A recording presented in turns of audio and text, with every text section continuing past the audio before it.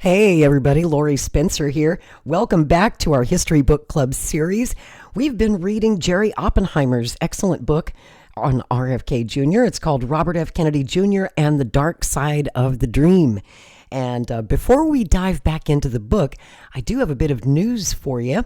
Now that Donald Trump is officially the 47th President of the United States, we're having all the confirmation hearings for his cabinet, and Robert F. Kennedy Jr. is Trump's nominee to be our next Secretary of Health and Human Services.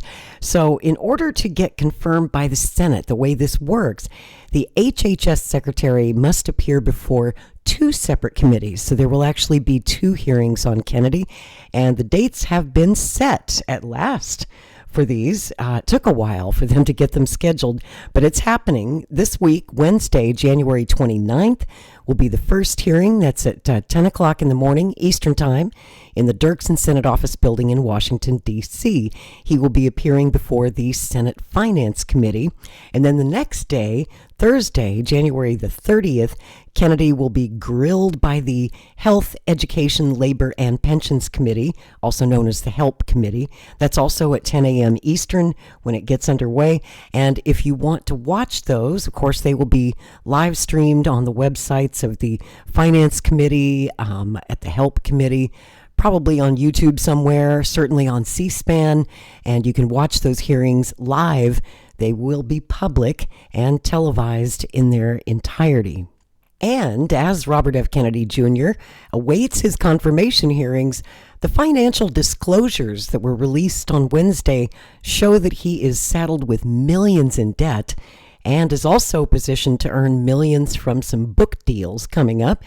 In the required financial disclosure forms that were filed with the U.S. Office of Government Ethics, Kennedy reported debts of $610,000 up to $1.2 million on his American Express card, up to 3 mortgages totaling somewhere between $2.25 million to $10.5 million, along with some other loans, one of which was reportedly as much as $500,000.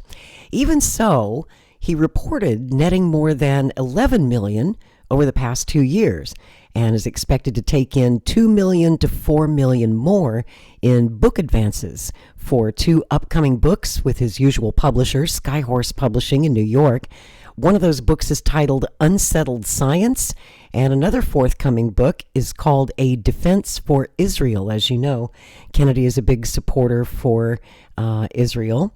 Nearly $9 million of Kennedy's recent income came from his law firm, Kennedy and Madonna, LLP, now called Madonna and Madonna. In a letter dated January 21st, RFK Jr. wrote to the U.S. Office of Government Ethics that, if confirmed as HHS Secretary, he would sever ties with his law firm and a few other income sources to avoid any potential conflicts of interest. And, you know, I'm a reporter. I love to follow the money, so the financial disclosure reports are very interesting.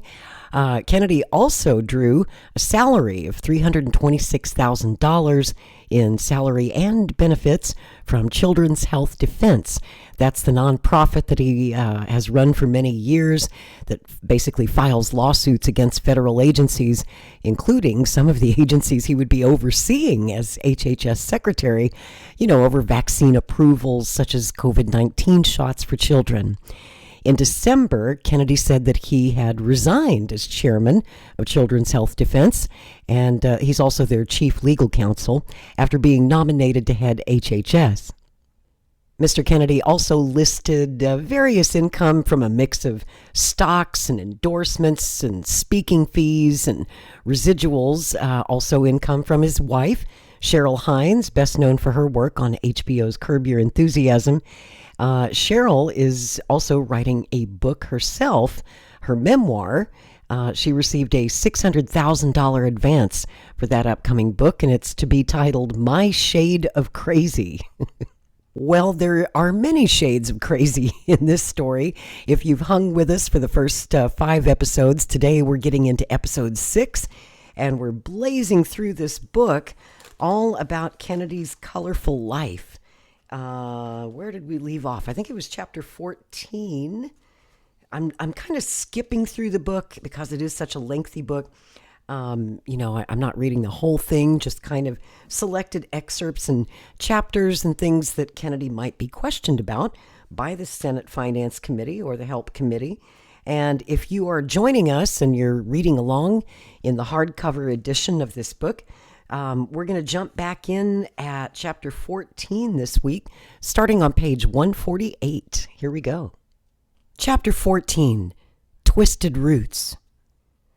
Bobby Kennedy hardly knew his paternal grandfather, Joseph P. Kennedy. He was just 7 when on December 19th, 1961, the once powerful and domineering old man who was the grand architect of the Kennedy dynasty suffered a massive stroke resulting from a blood clot in the brain's artery. It had turned him, at 73, into a mute invalid, fully paralyzed on his right side, who would be confined to bed and a wheelchair for the rest of his life. Bobby always remembered, after visiting him, that his grandfather's arm was twisted grotesquely, and noted that the patriarch would express both happiness and anger only with his eyes. Bobby later remembered, quote, "The grown-ups were all scared of him and asked each other on entering the house, 'How's his mood?' or told the kids, 'Don't get him cross.'" His mother, Ethel Skakel Kennedy, an acolyte of the matriarch, demanded that Bobby and his siblings show their grandfather the utmost respect, and as a result, they stood in awe of him. Before Bobby entered the old man's room, his mother always told him, "Everything we have, we owe to Grandpa. Everything. So when you go in to see him, remember that everything you have, every toy, every pet, the house we live in, everything we owe to Grandpa," recalled Rita Dallas, who noted that Bobby and his young Kennedy peers were also aware of their wealth and were also very well aware they were a special breed of people.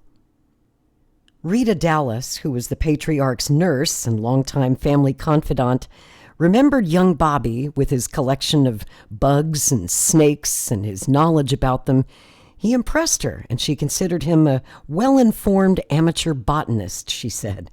But when she mentioned that his parents must be so proud, he surprised her by revealing that they were unaware of his projects. He hadn't told them what he was doing because he thought they might not feel it was good enough, Dallas later revealed. Her favorite of RFK and Ethel's brood, however, wasn't Bobby, but rather his brother, the firstborn son, because she viewed him as, quote, more like his grandfather than any of the others, and she had concluded that the long, lanky, bumbling, awkward, and ill-at-ease Joe possessed the potential to become the principal figurehead in the Kennedy panorama. This may have been the reason that there was only a single reference to Bobby in Rose Kennedy's massive 1975 memoir about her family, and that was just a 2-line letter he, at the age of 9, had sent to her and his stroke-stricken grandfather. He wrote, "Dear Grandpa and Grandma, I will be at the Cape in a week. How are you feeling? I have a giant turtle. I will see you soon. XXXXX, lots of kisses, Bobby," and then he signs his name formally at the bottom as Robert Francis Kennedy Jr., April 6, 1963, Rockville, Maryland. The fact that the patriarch had actually survived for close to 9 years after his stroke was considered nearly miraculous, but to everyone he visited, family and friends, he was a virtual vegetable, or as one of his biographers, David Nassau, described him, a twisted, gaunt old skeleton bound to a wheelchair, unable to make himself understood. However, it appeared that he comprehended things that were said, things that he read or saw, such as around-the-clock TV coverage when his sons were murdered in cold blood, JFK in 1963 and RFK in 1968. Both times, there were tears in his eyes. That was not the case when Chappaquiddick happened in 1969. This time, his eyes raged with anger. Rita Dallas recalled that when Ted Kennedy returned to the compound, He immediately went to his father's room looking drawn, downcast, intimidated. The nurse overheard him, like a bad little boy, telling the patriarch, "I'm in some trouble. Dad, you're going to hear all sorts of things about me, terrible things. They're not true. It was an accident. I'm telling you the truth." Ironically, Teddy was the son his father had always thought of as too much of a playboy, and the son he coddled more than any of his brothers, Joe Jr., JFK, and RFK. Immediately after Chappaquiddick, the nurse remembered Mr. Kennedy failed rapidly. A pall hung over the compound. It was only a matter of time. Towards late summer, Mr. Kennedy lost his appetite, and I knew he had given up. With the Chappaquiddick scandal still in the headlines, the Kennedy clan gathered at the compound on November 17, 1969, for yet another tragic ending. The patriarch had received the last rites. He was comatose. His son-in-law, Sergeant Shriver, Eunice's husband and ambassador to France, knelt by the dying man's bed and said, "Without you, none of us would be anything." Teddy just cried over and over, "Dad, it's me, Teddy. Can you hear me?" Bobby's mother, Ethel, was getting over a cold at Hickory Hill when she got word that her father-in-law was dying. When the patriarch breathed his last on November 18, 1969, just 4 months after Chappaquiddick, Ethel was in the room with him. At the funeral, Ted read from a tribute to his father that his brother Bobby had long ago written for a collection of essays by family and friends. Quote, "When we were a little older, we realized he wasn't perfect, that he made mistakes, but by the time we realized, everyone did. In many, many ways, to us, he is something special." Years later, in Ted Kennedy's memoir, published immediately after his own death at age 77 of brain cancer, the last surviving son wrote that he wondered whether he had shortened his father's life, quote, "from the shock I had visited upon him with my news of the tragic accident on Chappaquiddick Island. The pain of that burden was almost unbearable." Bobby Kennedy Jr. had even less of a relationship with his maternal grandparents, George and Anne Brannock Skakel, than he had with Joe and Rose Kennedy. Bobby's maternal grandfather, founder in 1919 of the Chicago-headquartered Great Lakes Coal and Coke, later renamed Great Lakes Carbon Corporation, had made a fortune, some believe even bigger than the fortune amassed by Joe Kennedy. It had become one of the largest privately held companies in America.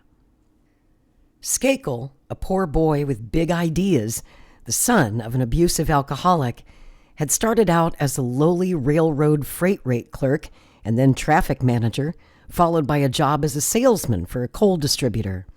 That's where he met Bobby's maternal grandmother, Anne Brannock, who was working there as a secretary. She was a staunch Catholic who came from poor, uneducated roots. George and Anne were married during Thanksgiving week, 1917. Bobby's mother, Ethel, was born 9 years later, the next to last of Anne Skakel's undisciplined and spoiled brood of 4 girls and 3 boys. Bobby was not quite 2 years old when his grandparents died together in a plane crash. Even then, he wouldn't have spent much time in their company because his mother had devoted herself to the Kennedy clan. She had drunk the Kennedy Kool-Aid, as a family friend suggested, and distanced herself from her own family, mainly to avoid their scandalous behavior, as opposed to the Kennedys' scandalous behavior. The Skakels were hardcore conservative Republicans, and some were troublemakers, drunkards, and hellraisers. RFK despised them all. When the multi-millionaire Skakels' private plane, a converted World War II bomber, on its way from California to Connecticut, exploded in midair over Oklahoma on October 4th, 1955, RFK adamantly refused to permit his wife Ethel to participate in her own family's funeral plans, which were being worked out at her parents' 3-story, 30-room English country manor home called Rambleside, The house, once owned by an heir to the Simmons mattress fortune, was in the fanciest part of very fancy Greenwich, Connecticut. Ethel's not coming to Greenwich. She will come after you make the funeral arrangements, RFK informed Ethel's brother, George Skakel, according to Mary Begley, a close Skakel family friend who overheard the conversation. Begley said all of Ethel's siblings were furious with Bobby. They were all saying, Ethel should be here. Why does she put up with him? I do remember them saying of Bobby, it's so typical of that little Napoleon to not let her come. But Ethel always deferred to Bobby, who was a vindictive little soul. According to Begley, the politically conservative Skakels had come to view Ethel as more of a Kennedy, and they were sad about that. They would have liked her to have been a little more loyal, she said. As a result, the Skakels were very cavalier about the Kennedys.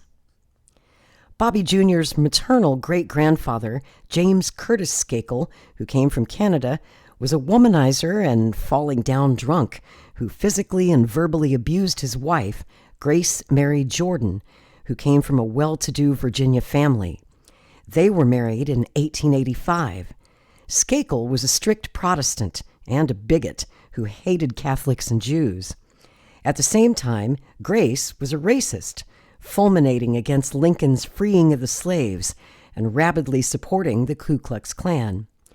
One of Kurt Skakel's brothers, a great-great-uncle of Bobby's, was William Skakel, a one-time gambling and bawdy house operator and generally shady character who became a Democratic power broker in Chicago. Kurt Skakel's sole legacy was his addiction to alcohol. He was found in a drunken stupor in a ditch in South Dakota, where his family had a small ranch after an episode of bar hopping.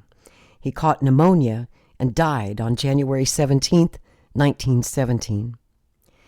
Alcoholism and other addictions would be inherited by some of Ethel's siblings and some of Ethel's brood, most notably young Bobby.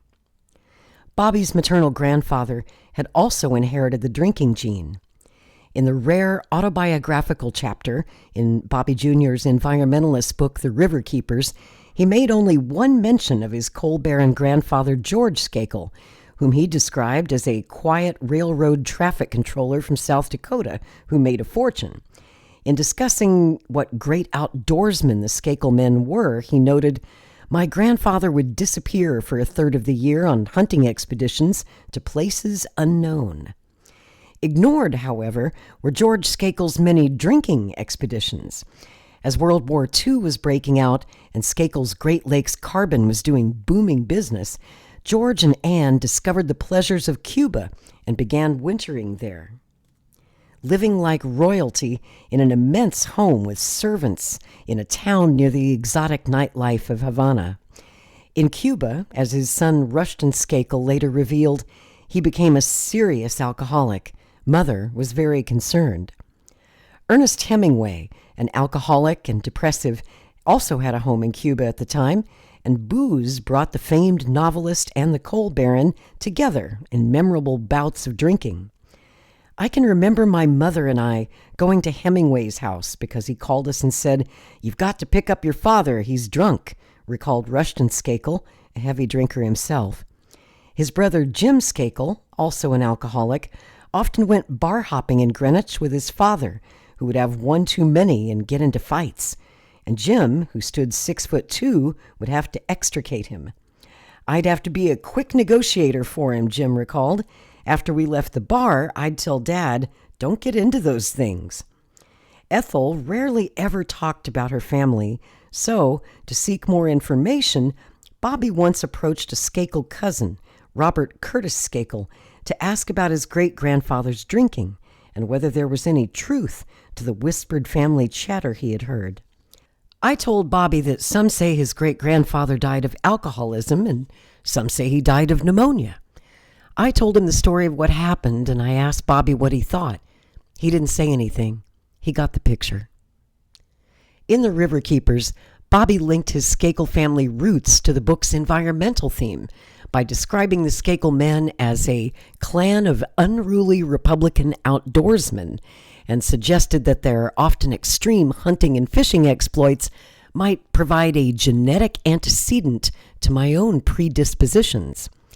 In the context of the book, the predispositions Bobby seemed to be referring to were his interest in the animal world and the environment, rather than his predisposition to drugs and his generally addictive personality. As he had written about his Millbrook school life in The Riverkeepers, making his time there sound so idyllic, once again Bobby had painted an idealized portrait of his Skakel relatives that was far from the reality. Chapter 15. Wild Uncles. The firstborn of Bobby's uncles was the Skakel patriarch's namesake, George Jr., who most certainly did, as Bobby wrote, enjoy hunting. But in The Riverkeepers, Bobby ignored the fact that George's favorite game usually were beautiful babes rather than big bears. During his tumultuous, ill-fated 2-decade marriage to Joan Patricia Pat Skakel, he had a series of affairs, many with the wives of wealthy friends. As his friend Bill Whiteford once observed, George was totally amoral. There were a lot of husbands who were afraid to come out and say anything against George because he could be very intimidating. Pat Skakel was so devastated by her husband's blatant philandering that she also became an alcoholic. Her drinking intensified when she discovered her husband with one of his mistresses in the guest house of their estate at Greenwich. She created drunken scenes. On one occasion, she ignored decorum at a polo match when she spotted one of his women on the sidelines. Furious, she loudly screamed "whore" at her, shocking the staid Greenwich polo crowd. At one point, he left his wife and took up with a gorgeous, blonde, blue-eyed Wall Street stockbroker who perceived him as charming and sweet and spontaneous, but who drove her through heaven and hell the whole time we were together, she said. Like his father and his brothers, and many of the Skakels before and some after him, George was an alcoholic, consuming as much as 2 bottles of vodka a day. Yet he never appeared to be tipsy. After seeing the film Days of Wine and Roses, a candid look at alcoholism, he became very depressed, recalled his girlfriend. She said that he hated the film because it hit too close to home, saying, "I'd never seen him look so sad." It's surprising that in his book, Bobby had glorified his uncle, especially since George Skakel Jr. despised the Kennedys, and one Kennedy in particular, Bobby's own beloved father. He once bluntly referred to RFK as, quote, "a chicken shit little bastard. He thinks he's such a tough guy. I can't figure out what Ethel sees in that little prick." Long before RFK met his future wife, Ethel, he had met her brother George at boarding school, Portsmouth Priory, operated by strict Benedictine monks in Rhode Island. Both RFK and Skakel were mediocre students. On a visit home, George told his brothers, Jim and Rushton, that he knew the son of the U.S. ambassador to Great Britain and described him as a real little dick. While George liked Priory and stayed, RFK went to 6 different boarding schools in 10 years, twice as many as his namesake. To underscore George Skakel Jr.'s resentment to the Kennedys, one must look at how he acted during the start of what became known mythically as Camelot. Ethel had invited George to JFK's inauguration, but RFK wouldn't permit him to stay at Hickory Hill with the other guests during the celebrations, fearful that he'd probably cause trouble. In the end, George skipped out of the inauguration altogether, giving his VIP ticket to a stranger he ran into on Pennsylvania Avenue. But he did attend one of the boozy inauguration parties, where RFK spotted him pawing at and necking with a Hollywood star, the glamorous Kim Novak. He ordered Ethel to break it up. "None of that here," she told her brother, whom she knew was a womanizing troublemaker. "Find someplace else," she demanded. George Terrian, who had been RFK's college roommate and later married Ethel's sister Georgianne, who drank heavily and popped pills, recalled a conversation with RFK when he was Attorney General. In their chat, Bobby's father boasted about his own womanizing and said that he felt competitive with his philanderer brother-in-law George Skakel, whom he despised. I should probably pause here and just give you a warning of some explicit content coming in. If you've got kids with you in the room, you might want to shoo them out. This is actually difficult for me to read. Quote, Bobby was sounding very macho and full of himself. Out of the blue, he said, George would keel over if he knew who I was screwing. So I said, you're the biggest bullshitter in the world. You wouldn't have the balls to play around on Ethel. And he said, just tell George I've had Marilyn's pussy, I said. What the hell are you talking about? Marilyn who? And Bobby was laughing. You know, the woman Jack used to jack off over, Marilyn Monroe. After he finished with her, she fell for me. I think she's in love with me. I told Bobby, you're full of shit. And he laughed and said that was the end of the conversation. I can't imagine Marilyn getting into bed with that little jerk.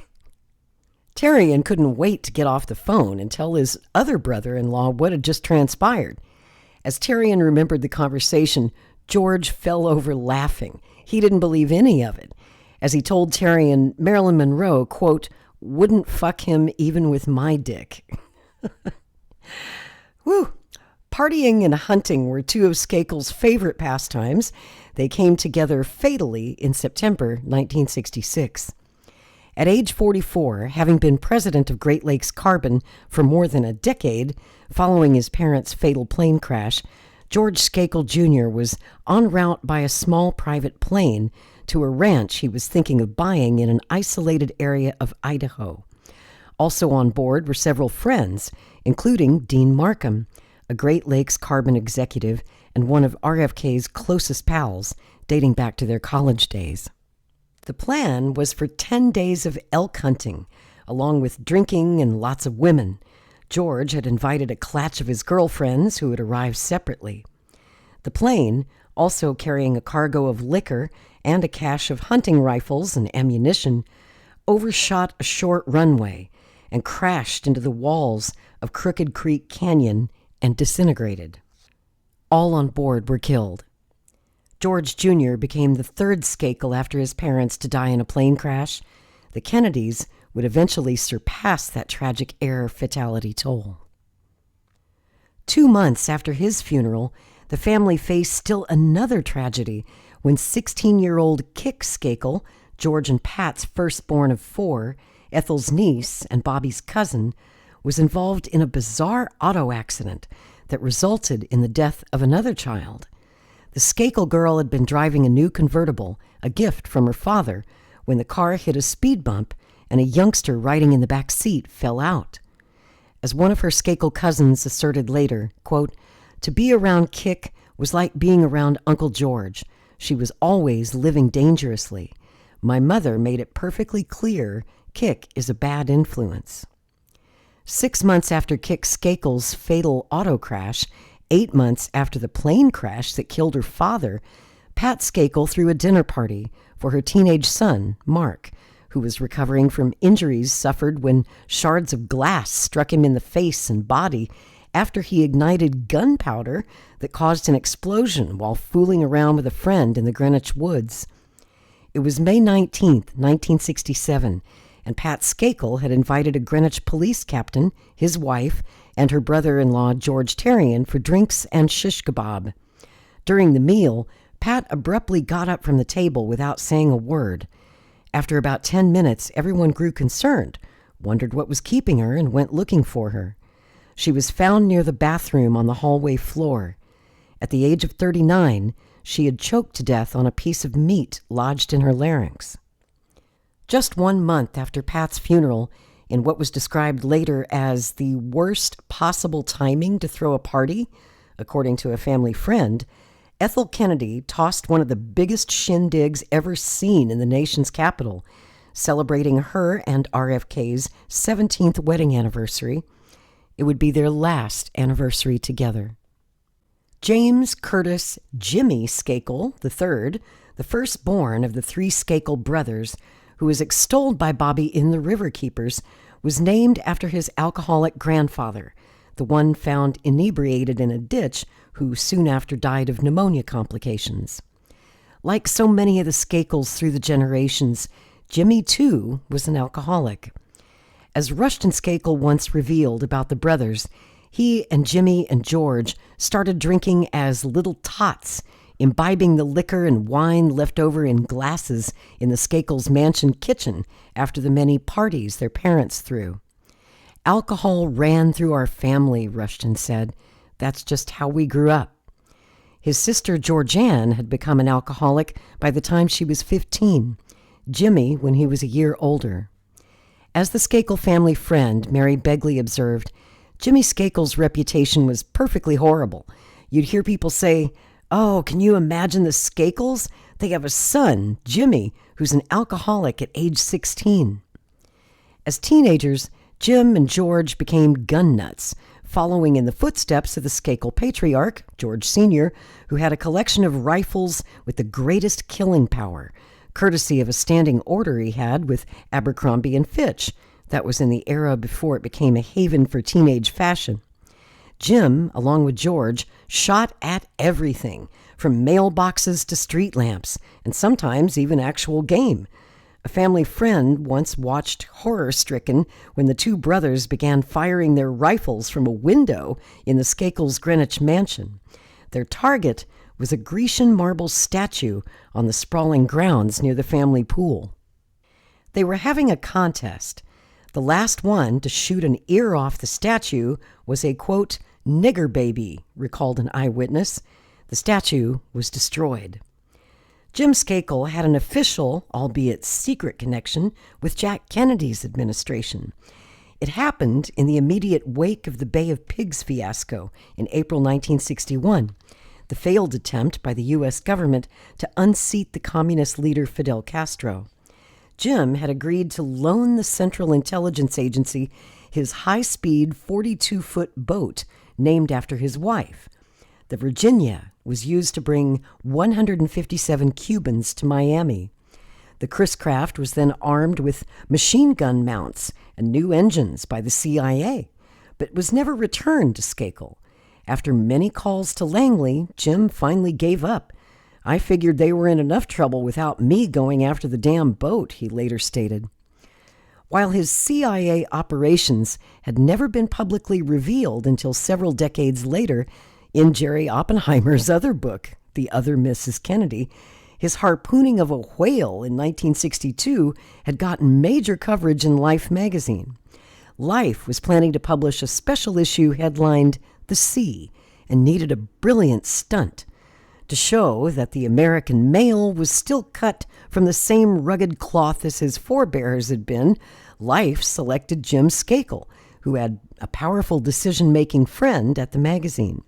Skakel's assignment, along with a photographer, was to go fishing for a giant whale in a 38-foot sailboat. Incredibly, he did harpoon one of 42 tons, which made the December 21st, 1962 issue. It was also during the Kennedy administration, when Jim's brother-in-law, RFK, was Attorney General, that brother and sister, Jim and Ethel, essentially stopped speaking. In an effort to distance themselves from both the Skakels and the Kennedys, Jim and his wife, Virginia, had moved to Los Angeles and into a fabulous home near the exclusive Bel Air Country Club. Ethel rarely visited, and when she did, she caused problems. Jim usually hid from her when he knew she was in the vicinity. He just couldn't deal with her, related Virginia. Most of his animosity had to do with Ethel's allegiance to the Kennedy family and his perception, which was supported by many others, that she was being disloyal to her own flesh and blood, the Skakels. A lifelong smoker and drinker, Virginia Skakel died at age 67 on February 24, 1998. Jim died 2 months later. In The Riverkeepers, Bobby Kennedy Jr. wrote that, "My Uncle Rush was mauled, some say deservedly, during a grizzly bear hunt." Bobby never explained what he meant by deservedly. Who deserves to be mauled by a vicious bear? But it probably had to do with the fact that among the Skakels, especially his uncle's siblings, Rushton Walker Skakel, known to intimates as Rucky, was the weak and timid one. the brother who had done a disservice to the family business and the family members' pocketbooks with his poor management of Great Lakes Carbon. Like his Skakel brothers and forebears, Rushton, too, was an alcoholic. He once showed up at a neighbor's house in Greenwich with a glass of bourbon in hand, not a big surprise since most of the Skakels were well-known drinkers, but he did surprise them when he said he had just returned home to his French provincial mansion in Greenwich, not from a cocktail party, but rather from his Alcoholics Anonymous meeting, where he boasted he'd sworn off drinking. They called him Rush the Lush. Rushton was the last of the Skakel siblings to marry. In 1955, the same year his parents died in the plane crash, he tied the knot with pretty Ann Reynolds, who had gone to his sister Ethel's alma mater, Manhattanville College of the Sacred Heart, a Catholic white oasis in New York's Black Harlem. It was at Manhattanville that wiry, high-spirited Ethel first met and bonded with pudgy, shy Gene Kennedy, a friendship that led to Ethel's introduction to Gene's brother Robert Francis Kennedy. The rest was history. Two of the country's wealthiest and most powerful families would have a merger, one made more in hell than in heaven. In the mid-1960s, after his brother George's death, Rush took over the family business, Great Lakes Carbon. But he wasn't the hard-driving executive type. He was a milquetoast, spoiled, who liked his liquor, his golf, and his hunting. He didn't relish the role, nor had the same skill and talent to run the business as did his father and even his playboy brother George, according to court documents.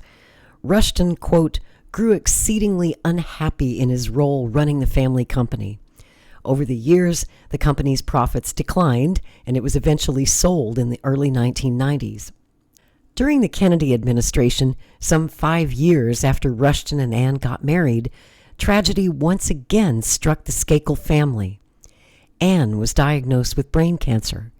Her illness lasted for about a decade. Her death had a devastating effect on her family, especially her husband. Much like her sister-in-law Ethel, she always seemed to be pregnant. She died at just age 41 in March of 1973, leaving the alcoholic and emotionally troubled widower, Rushton, to oversee their large brood, a job at which he would miserably fail, just as he had seemingly failed at running Great Lakes Carbon. Along with his questionable management of the family business, he was board chairman at the time of his wife's passing. He was not the best father. According to a court document, quote, Ann Skakel was Rushton Skakel's emotional compass, and according to family members, her death left Rushton Skakel with a deep sense of loss and emptiness in his life. He drank even more, chased women, spent wildly, began abusing prescription pills, and had to be hospitalized several times for his addictions.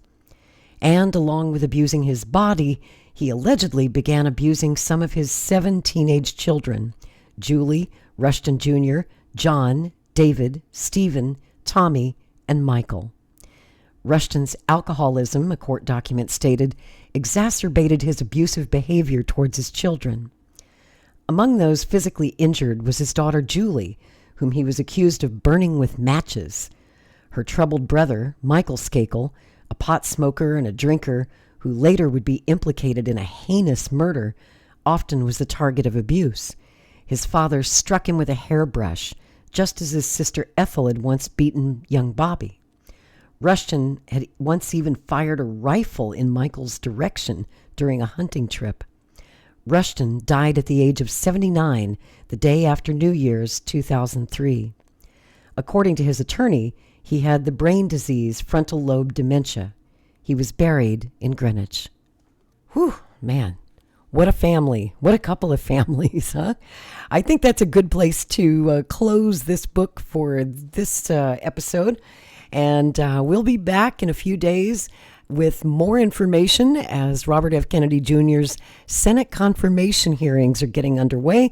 We'll be back with some news on that, and we will start in the next episode with Chapter 16. I hope you enjoyed this. It's getting interesting.